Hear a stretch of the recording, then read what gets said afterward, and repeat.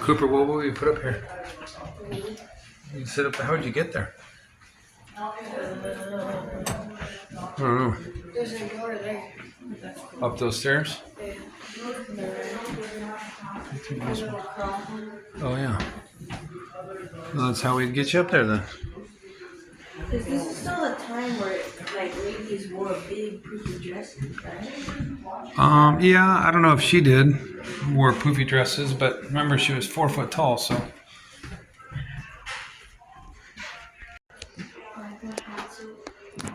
It's really cool.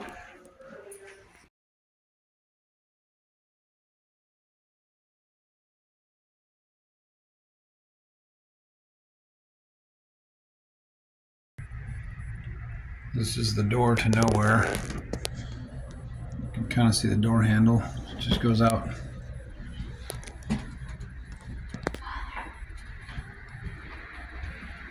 This is the older rooms in the house.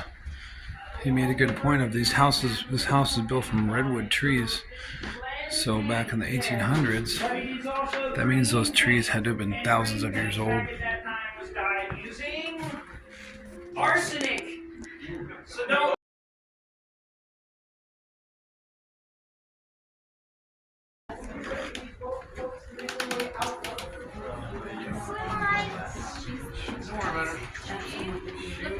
She wants to spend 100 years. Tour guide, I need you to go up these stairs or you get lost. Yeah.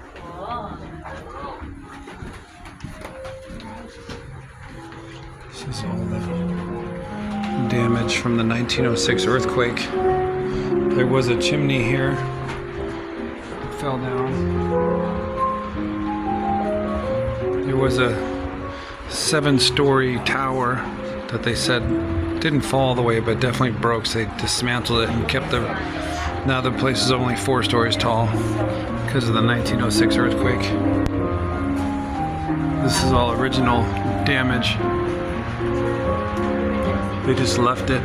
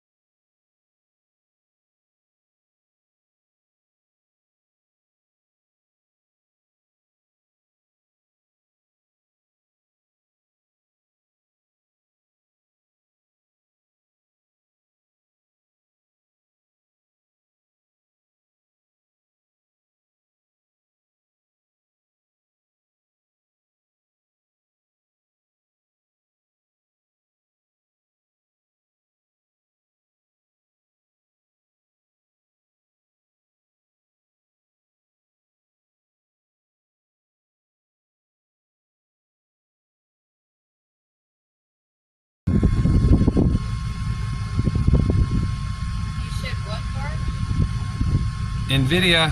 Look at this big old campus. Graphics cards for computers. We just came over a bridge, but you can see this whole, the roofs go way over here. It's like a big old campus. NVIDIA is who's going to bring the end of the world to us with the AI technology. The robots are going to murder us, all thanks to, this is basically Skynet of the Terminator movies. Pretty cool though.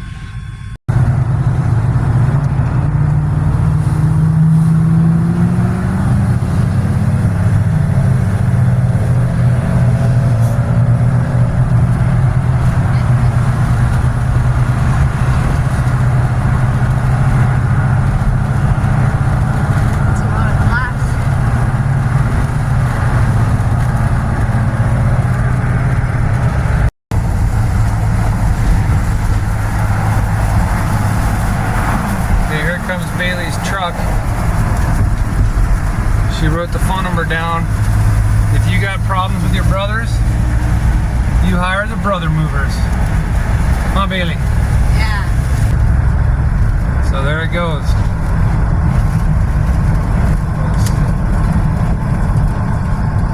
Brother movers. At the light, use the... So we're at Intel. We're gonna see if we can get our motorhome in here for the museum. They have an Intel museum. We'll see. Okay, so we got parking, Intel computers. We're in Silicon Valley, so in the spirit of Silicon Valley.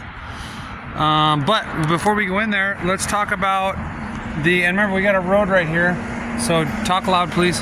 Cooper, what do you think of the Winchester Mystery House? It was cool. I mostly like there were like tricks, so like you would walk into a room and like there would be nothing there. Like you would walk upstairs and it just leads to a ceiling where you can't go through. Or Yeah, why'd they say they did that? Because she was like, she thought she was being haunted by like people that like the spirits of the guns the people that were killed by the guns, by her husband's guns. Yeah. And what else do you think? You were gonna say something else. Like you would open a door and then you would fall like 8 feet into like a kitchen sink. Oh yeah, we took a picture of that. Yeah. And there's just a bunch more random things with like windows, and you would open like a closet door and it would be just a wall.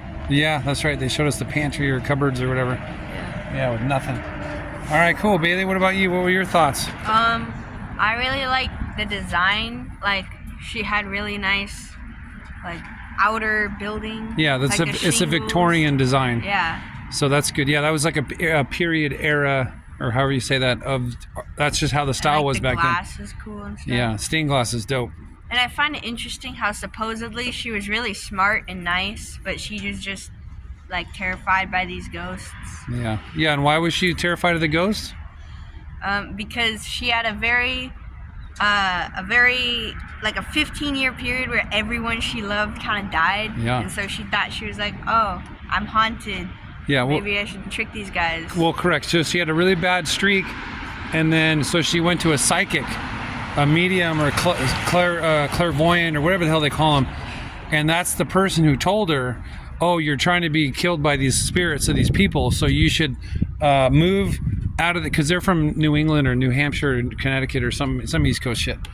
So she moved to the West Coast, and the lady said, if you continue building, the sounds of the building, the saws and the hammers and stuff, will keep the spirits away.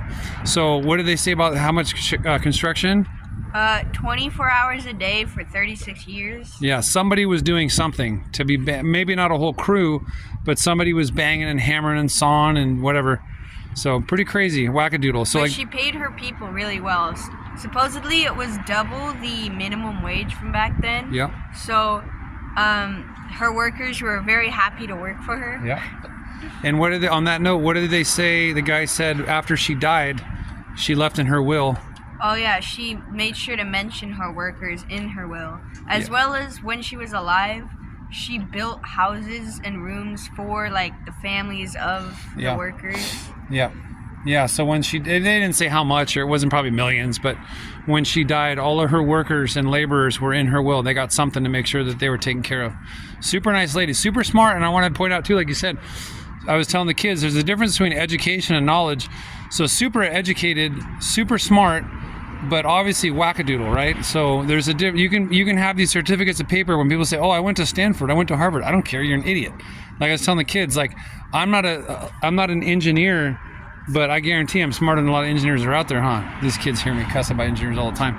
But what about you? What are your thoughts? Yeah, it was cool. The tour guide guy said that almost basically all the wood there was redwood because she liked it. It was sturdy and stuff. And then, well, not just sturdy, but he said it was naturally, termites didn't like it. Oh, yeah. It didn't rot very much. So it's a good wood to build out of. It's just very expensive, and it's kind of hard now. Yeah. And most of the furniture there wasn't original, but still they had like a handrail, or like some of the sinks were still original in the bathrooms and stuff. So, yeah, I mean, it looked old-timey, but it was still nice. Yeah, it was. And yeah. It definitely was nice. Yeah, the redwood, we're not allowed to, I guess maybe in some degrees, but so that's what I mentioned, I think in one of the videos I took. So they built her house out of redwood, which means it was original redwood for before it was outlawed and you couldn't harvest those trees. So those giant redwood trees we were walking around yesterday, her guys probably cut down like trees that were thousands of years old. Because the Native Americans didn't really, I mean, they might have cut down once in a while, but they didn't do it like when the white men came. They just started clearing forests, and it was crazy. 1,000-year-old trees. Oh, let's build a building out of this. So that's how it's kind of still standing. I'd say my favorite was ow, I almost fell. Dad rolled his ankle. My favorite was the stained glass throughout the house, and then also just the sunrooms with the glass, those angled glass ceilings that let all the light in, and I like those. Okay. Cool, so let's go learn about Intel computers on this nice Intel campus.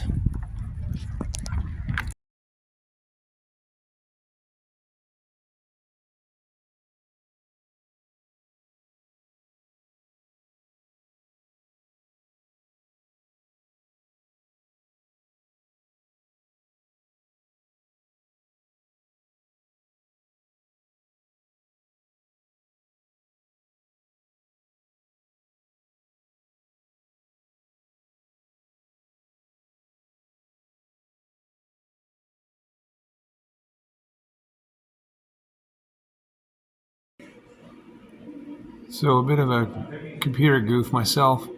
I specifically remember this when Intel Pentium 4 came out in 2002. I was probably like 21. Me and my buddies into gaming.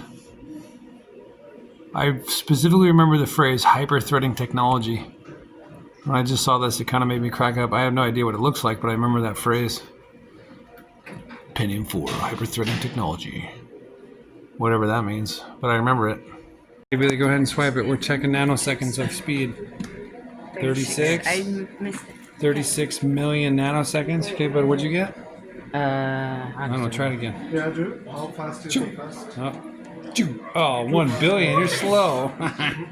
Cooper, you gotta swipe your hand as fast as you can to get the lowest number. 7 billion. No, you gotta do that again. Oh, you missed that one.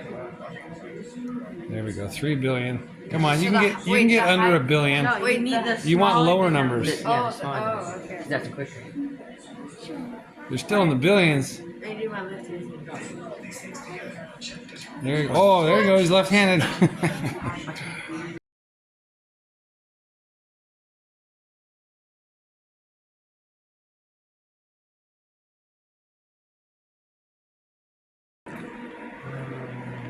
Where'd it go? Oh. 1, 0,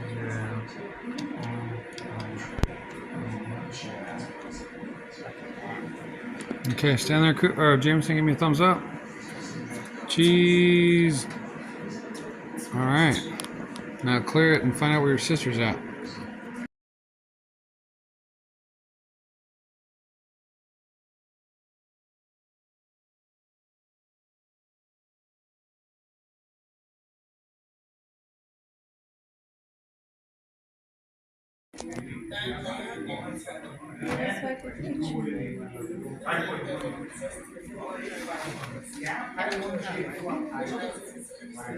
Okay, we're getting dressed up like the workers. Trying to give that to you to step into. You can sit on there if you want to. That helps you with your balance. How does it make sure the outside doesn't get contaminated? That's a good question. You should ask her.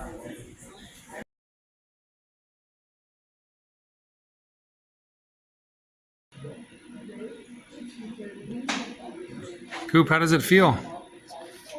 These are.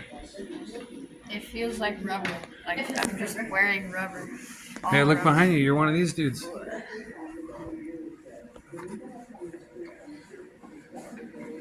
All right. So a couple other cool spots to take a picture. There's the picture in front of the microphone.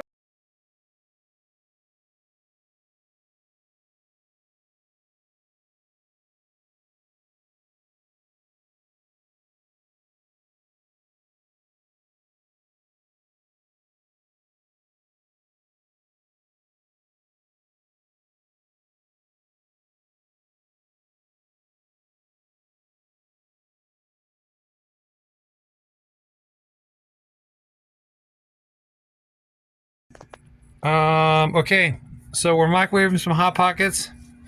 It's like 1:30. So we're having a quick lunch. What are our impressions or takeaways from the Intel Computer Chip Museum? So, like, the thing that's like crazy to me is they have like a bunch of like chips and stuff, and like wiring on like the circuit board. I think that's what it's called. And it's all so tiny, so when you zoom it in, it just like it's to me it's impossible how they make it so tiny to fit in there. Dude, no joke, right? Yeah. Like you zoom in on the chip that's already the size of like a couple millimeters squared, and you zoom in and zoom in and zoom in, and there's like 1 trillion things on that thing. Yeah, like how do you like wire that or like solder it? They said their smallest processor was the size of a singular grain of rice. Which is like teeny really tiny. small. And it probably has 1 trillion things on it. It looks like a little city. Like when you zoom in, it looks like an aerial satellite view of like a city with buildings and streets. What about you guys? I think it was cool. They had like interactive stuff to do. Like there was one where it's like there's 2 little cube light thingies, and you had to pass your hand over it as fast as you can, and then it would show like how many milliseconds nanoseconds it would take for your hand to go from here to over there, and it was maybe like a few inches apart. I got video of you guys trying. Yeah. So Jameson held the record until Dad cheated and beat it, and then Jameson cheated a different way and beat it. Yeah, he got 1. Like 1 million or 1? Yeah, 1 million. million. 1 million nanoseconds. And So all I the, did was just just from tap him them at the tapping. same time. yeah, the best we did normal was what, 20 something, Like I got 18. 18 million nanoseconds. And then I cheated and got down to 5 something. And then Jameson cheated and got 1 million. Okay. Bailey, anything special spoke to you other than how crazy tiny everything is? Yeah, and then how only 30 years ago things were the size of my fist. Yeah, for real. Yeah, the personal computers were the size of like 15 normal laptops. Yeah. And that was high tech. Okay, well, the microwave's beeping and our tummies are growling, so I'm hanging up. Okay, so there wasn't anywhere good to take a picture. I don't know why. You'd think for $70 admission, they would, not each, but total, they would have like a nice sign out front you could take a damn picture with. But this is the Computer History Museum. So right now we're in the beginning stages of slide rules and abacuses and whatnot. What else you got inside here, Bailey? That's as far as oh, there you go. Okay. Anyways, so Cooper right now is learning how to use a slide rule. How to use. Are you reading the directions, or are you just gonna skip over and so you can't figure it out like you do at home? I'm reading. I'm trying to figure it out.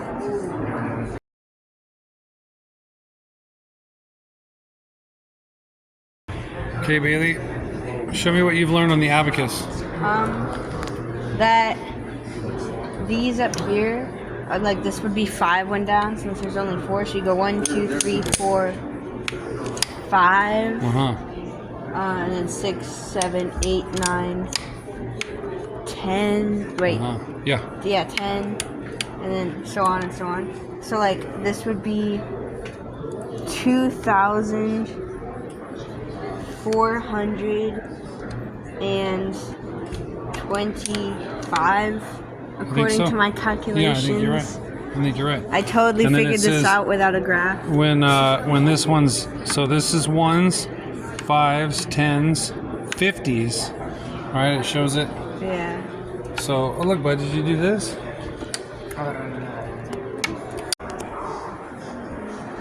How about this for a computer? Cooper, did you ever figure out how many knobs there were or no? No, it was. Okay, you keep count the horizontal and the vertical. Yeah, and then we'll do the math. That's the only thing I counted. 26. Okay, do a cross. 26 down, 23. Oh wait, no, that guy's blocking. These are all like. You can use your handy dandy abacus. Here, hold on, bud. Tell me what we just learned on this little placard here. So this thing was used. Well, hold on. This whole thing here. Oh, this whole thing. Yeah. So it was used to add or subtract from single 10-digit numbers it held, and sign of the result. Let's see here. Yeah. Yeah, it was what just I meant to was add just or what we subtract. talked about. So, what year was it made? It was made in 1945. And in $1945, how much did this thing cost? $487,000, which is probably like millions of dollars now. Millions. But hey, look at that. University of Pennsylvania. So yeah, maybe that's this thing on the left, because this thing on the right is another picture. Cooper's doing some math. This was from 1945. Hundreds of 10-way rotary switches, each with a function. I don't know. Later machine was set. I don't know. But Cooper, did we do the math on that or no? Here, we're gonna pause the video and do some math. Okay, we're back. How many knobs? 728. 728, each with 10 digits. And Jameson said this would be a really convenient combination lock for his locker. I don't know what the possibilities of that are, but it's gotta be in the trillions. I don't know. Pretty cool. State-of-the-art technology.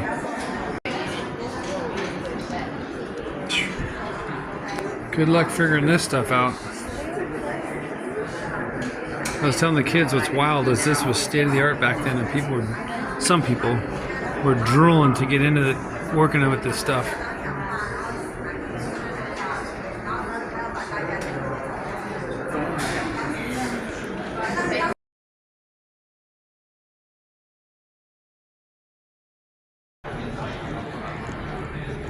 We were just reading about this bad boy.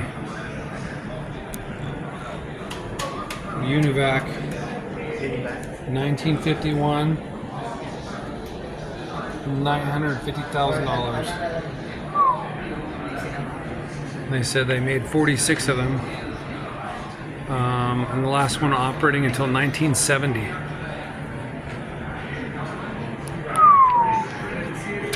Whatever it did it.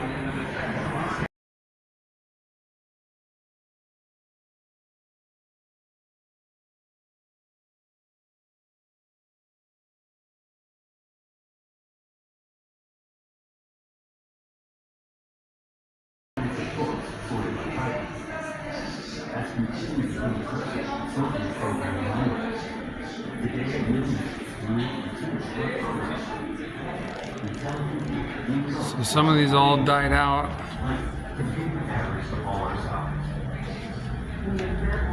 We still got some of this. C++. I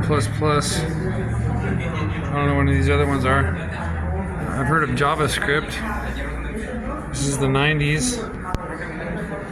2000. So look, yeah, some of these lines are still being used. Let's follow whatever RPG4 is. Visual Basic.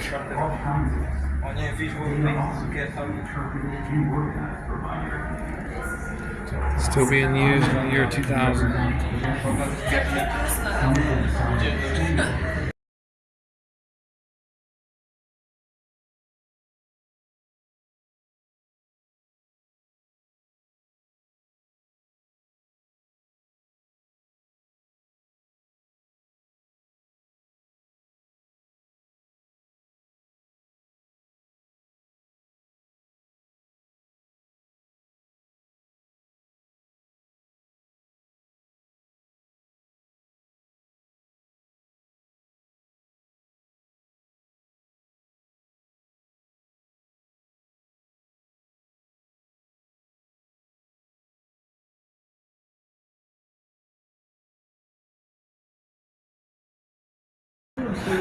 Okay, Cooper, tell me what you're working on here. So you just pick stuff over here in a background, and then. So this is what Cooper drew. Yeah, you draw over here, and this is what it looks like. And this is what the AI generated. All right. So there's the original Pong, and look at these kids. They got a newer version. This was like one of the first, if not the first, video game. Just turning the knob there. Bailey lost. Maybe it's something to do with the right side. Jameson just lost to Dad 3-1. Bailey just lost again. Oh wait, it's my turn. Oh.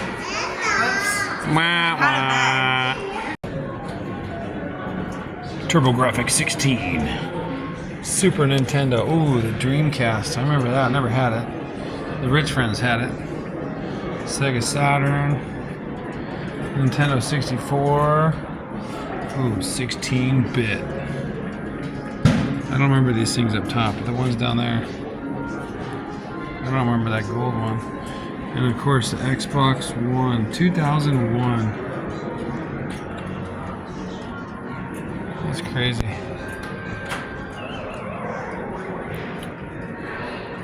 Nintendo 64 is 1996. Sega Saturn 94.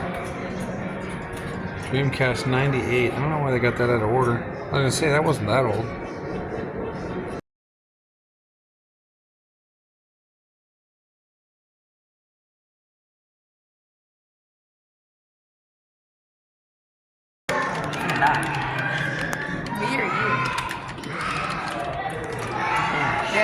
But it's so hard because none of these work except for one. Yeah. Oh. It's like So who won? Cooper won? Yeah. Nice work.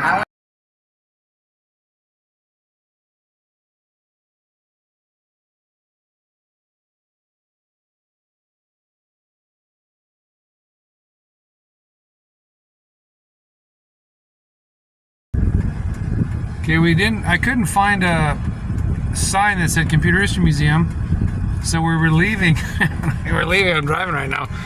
And I said, okay guys, come on back. So I just took a picture.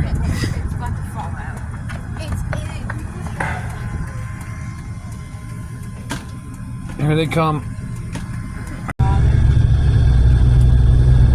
Oh, this truck's gonna ruin it. Look at that. Kehoe Avenue, da da da, 1 mile. What? We should maybe get off. Then again, I don't want to get stuck, so we're not getting off. But we saw it. Oh, I'm zoomed in. We saw it. Don't crash, Dad. Jesus, Mary.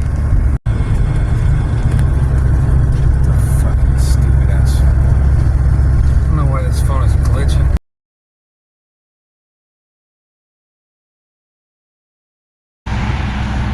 So we just got off the freeway and they were parking mega illegal, and I stopped at the first sign we could see for Kehoe Avenue. Point up to it, kids. Look at that. Kehoe Avenue. Woo!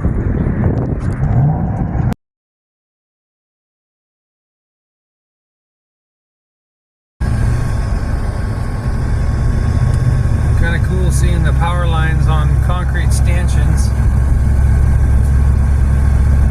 I wonder if that's like I'm assuming it's saltwater, but I wonder if it's navigable, meaning that you can go there with a boat and fish it or something. I don't know. Who knows? We're almost to San Francisco.